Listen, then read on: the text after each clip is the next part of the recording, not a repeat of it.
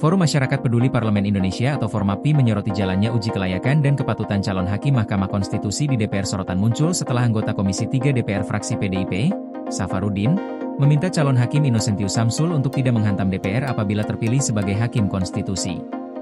Peneliti Formapi, Lucius Karus, menilai pernyataan Safarudin sangat memalukan. Ia menyebut, pernyataan tersebut membuka tabir kepentingan DPR dalam pemilihan hakim konstitusi. Menurut Lucius, hal ini menunjukkan adanya misi tersembunyi DPR agar hakim yang terpilih tetap membawa dan membela kepentingan lembaga legislatif. Lucius juga menyoroti proses seleksi yang hanya diikuti satu calon, yakni Innocentius, pengganti Arief Hidayat. Dengan hanya ada calon tunggal, fit and proper test dianggap sekadar formalitas.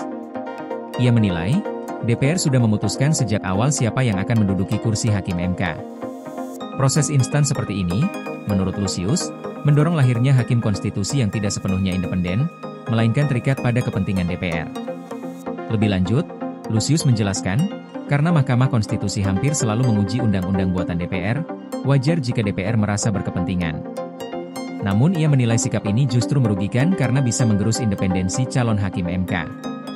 Ia menyayangkan adanya pesan seperti yang disampaikan Safarudin, sebab hal itu dapat menempatkan calon hakim konstitusi dalam dilema, antara tetap menjadi pribadi yang berintegritas atau memilih bersikap kompromistis demi jabatan. Sebelumnya, saat fit and proper test di ruang rapat Komisi 3 DPR, Kompleks Parlemen Senayan, Safarudin secara terbuka mengingatkan Innocentius agar tidak melupakan asal-usulnya sebagai pilihan DPR. Ia menegaskan bahwa meskipun hakim MK harus berpegang pada pendirian, Innocentius tidak boleh sampai menghantam DPR. Pernyataan ini kemudian menuai kritik keras, terutama karena dinilai menyingkap cara pandang DPR yang ingin calon hakim MK terpilih tetap berpihak pada kepentingan politik lembaga tersebut. PLN UIPS BU lakukan sosialisasi besaran kompensasi ROW jaringan 150 kafe Blampidi Tapak Tuan guna hadirkan listrik untuk rakyat.